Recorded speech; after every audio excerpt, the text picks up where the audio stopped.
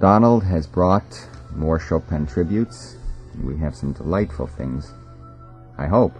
I hope so too, and I think so. It's going to be sort of a musical travelogue because composers represent Russia, Italy, Mexico, Germany. Should be fun. Now we have quite a bit of music, I see, so we won't talk much. What's our first work?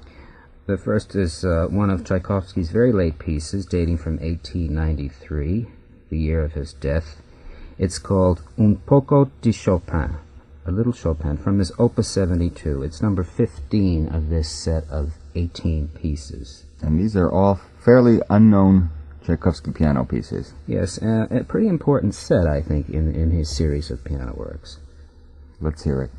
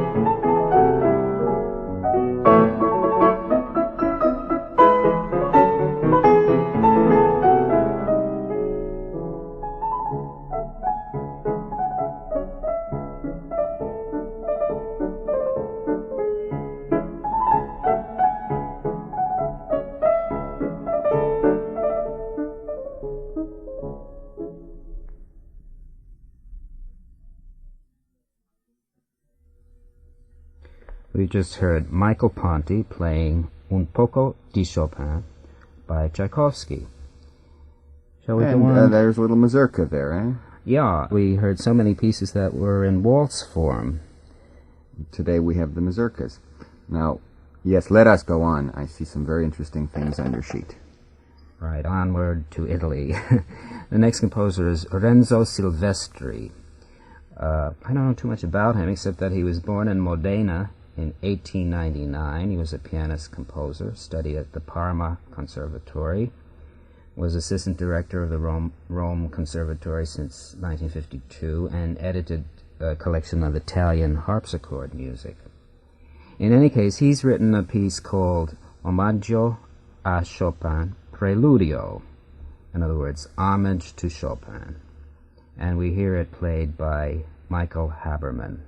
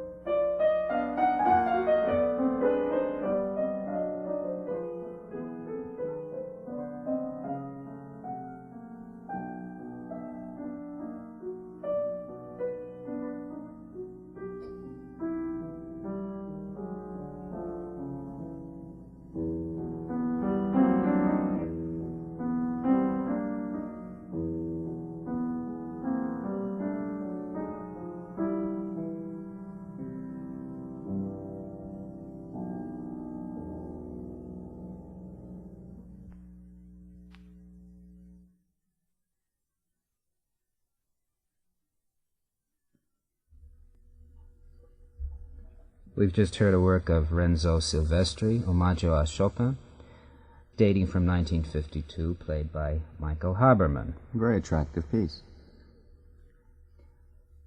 Yes, well, let's go on to another piece, also played by Michael Habermann, which is completely different in character. It's also called Homage a Chopin.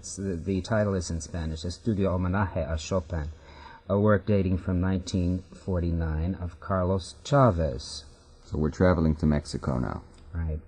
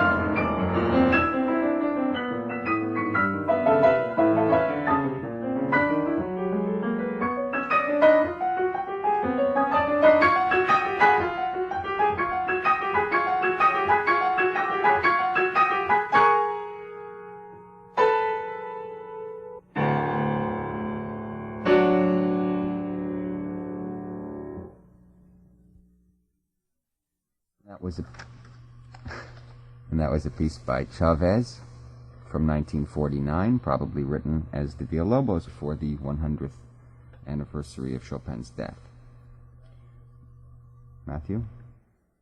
We'll be back with David Dubal and Donald Garvelmann in just a few moments.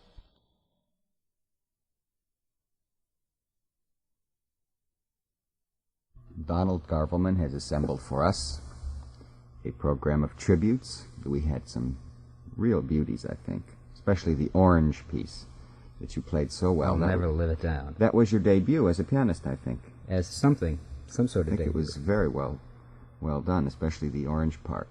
Now today we have Tchaikovsky, Silvestri we've heard, Chavez, and now we come to a composer which I think is really an interesting composer, somewhere near greatness in a way, and I had never heard of this symphonic poem that you have brought. Would you talk about it? Yes, Sergei Lyapunov, pianists will remember him, of course, for his set of transcendental studies, particularly Lezginka, which comes up on concert programs every once in a while, which is so similar in character to Balakirov's Islamé. Right. Well, excuse me. Lyapunov was born in 1859, died in 1924. In his early life, he did lots of studies of folk music in the northern part of Russia, and was a great friend of Balakirov, of course. This piece we're about to hear now dates from 1910. It's a symphonic poem named after the birthplace of Chopin in Poland, Żelazowa Wola.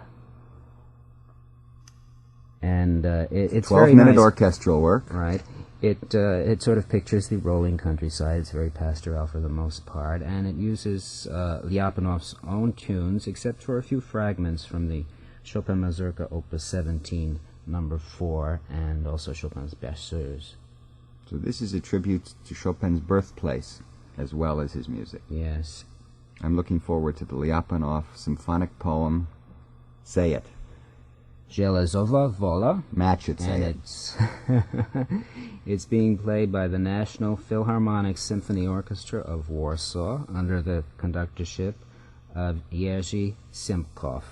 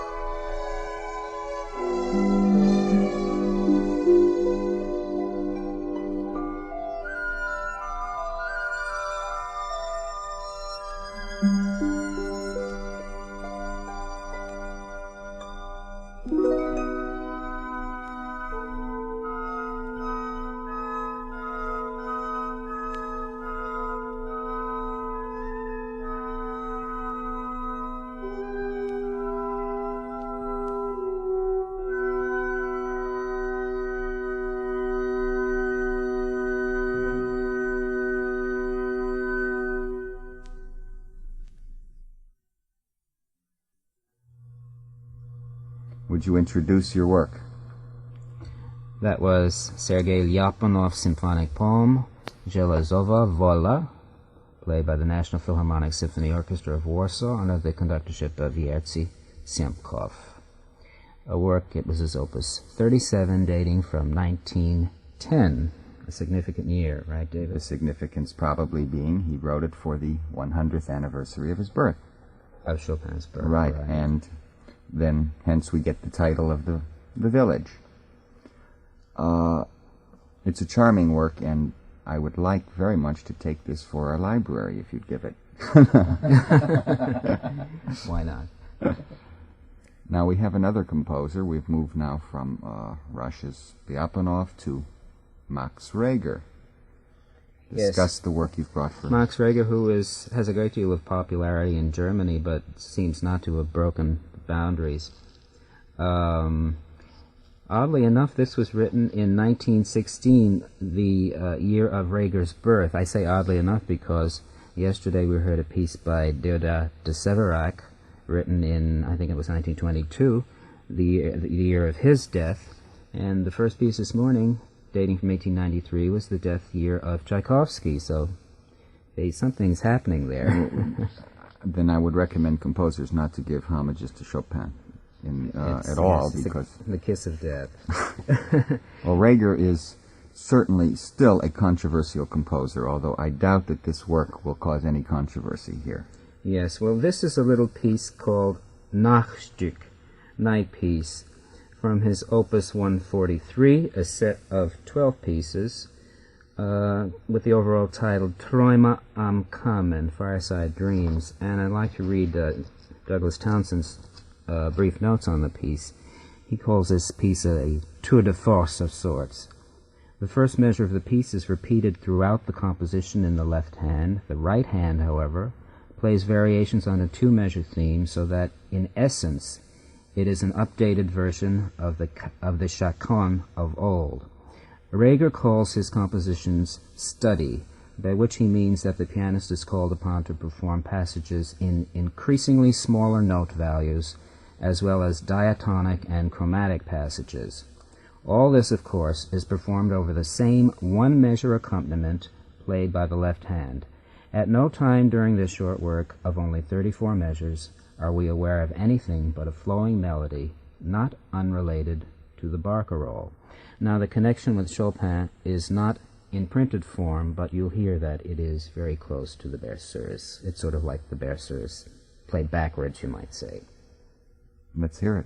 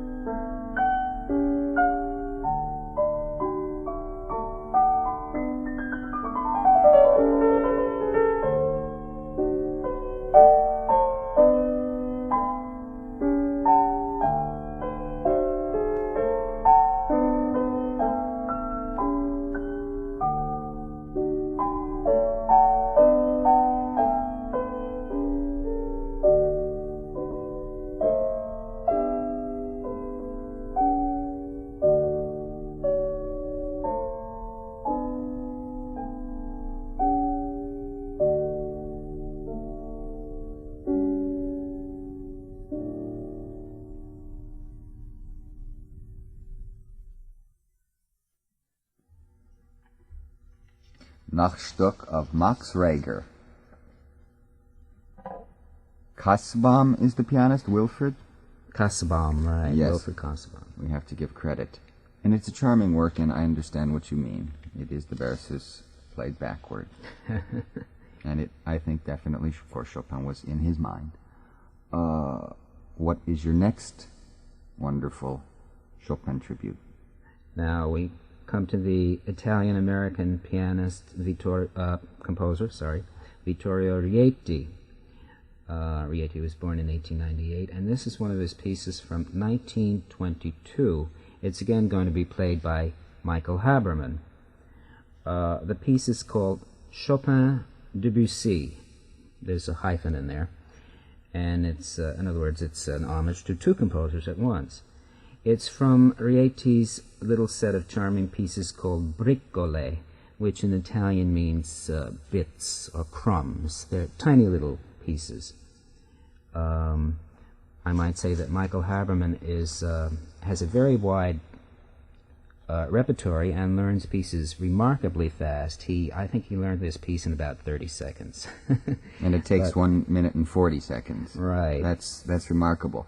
Well, Mr. Habermann won a competition recently at Queen's College, yes, and, right? He will be heard in a premiere of a piano concerto by right. Dr. Eugene Glickman there. Right, I'm looking forward to that. That should be fun. He'll probably learn that in 2 minutes. Probably is. Oh, I've heard wonderful things about this young pianist. And he continues to study. He's still studying with Barbara Kupferberg and with David Bradshaw. Well, let's hear him in Rieti's Chopin Debussy. 1 minute and 40 seconds.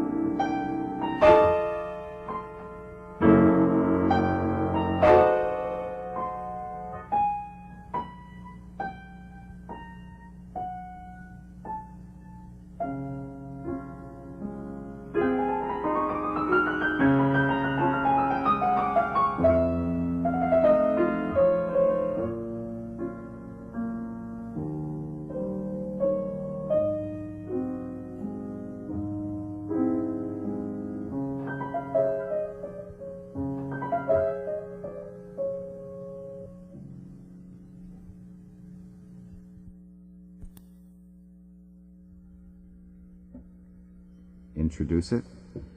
Reintroduce it. That was Vittorio Rieti's piece Chopin Debussy from his 1922 set Briccole, played by Michael Habermann. And we will continue our Chopin tribute by Donald Garvelmann in 1 minute.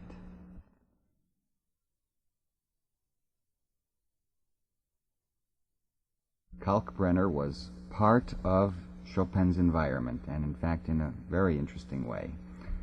1788, 1849. So now we're getting to a homage of someone who was living in Chopin's day. Why don't you speak a few words on Frederick Kalkbrenner, a fascinating figure in the transition from classicism into romantic piano playing? Well, he certainly was an important person in advancement of piano technique, octaves and so on. And he must have been a very colorful figure in Paris. Very pompous often. Yes, and very show-offy. He wrote a carload of variations on every damn tune that was in the air those days, you know. Mm-hmm. And Made a one great has deal of to, money. Yes, one has to pick very carefully to find juicy items among Kalkbrenner. They're turning up now, fortunately, on recordings. It's interesting that Chopin almost studied with him. Indeed, he did. It was a trauma for Chopin because he was very impressed with Kalkbrenner's playing when he had come from Vienna to Paris. And Kalkbrenner pompously said, "Well, you're very good, but in 3 years' work with me, you will be the best." And Chopin wrote to Poland and said, I'm going to study with Kalkbrenner, and letters flew back. "What are you doing? No, no, no. You are already a great pianist." Fortunately, yes, I think Indeed, yeah, that would have really been... He would have become one of the brilliant school players like Hertz and so on.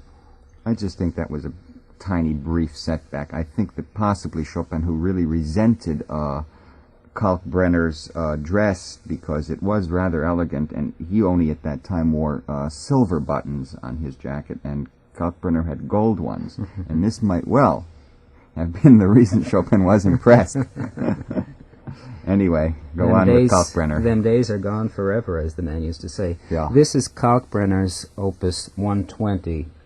Well, first I really would like to say a word about the pianist, David Bradshaw, who's a kind of remarkable man. He lives in New York. He's giving here a premiere performance of this, I think, on radio. Oh, yes, indeed.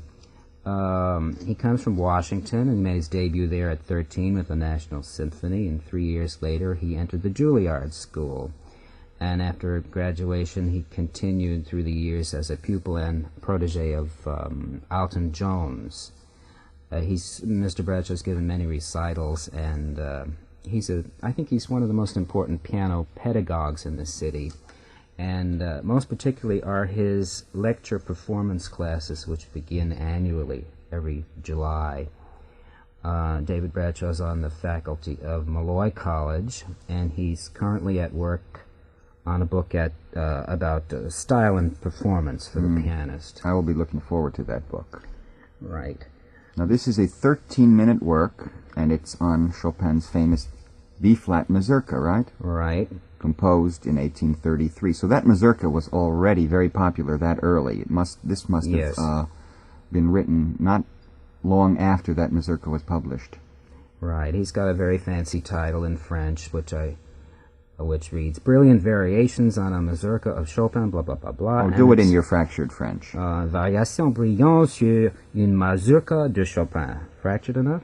And it's dedicated to, let me think now, one of the Pleyels. I think it's Camille Pleyel, or his wife. I've forgotten now. It was quite a group. Chopin's E minor concerto was dedicated to Kalkbrenner. I wonder if that's the reason Kalkbrenner wrote this. I'm not sure if it's paying him back or not, but I think it's probably because by 1833 Chopin became the rage. Indeed, already, yes. Well, David Bradshaw is going to give the first performance on WNCN of the Brilliant Variations on the B-flat mazurka of Chopin.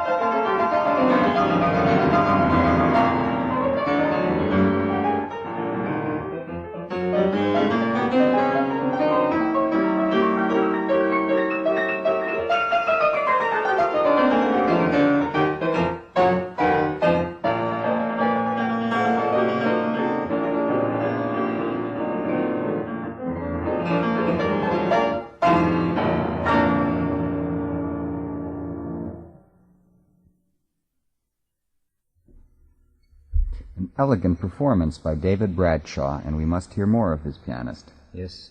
In Kalkbrenner's brilliant variations on Chopin's B-flat major mazurka, composed in 1833 and ending Donald Garvelmann's tribute to Chopin. And perhaps when more material arrives, you will arrive back. I hope so.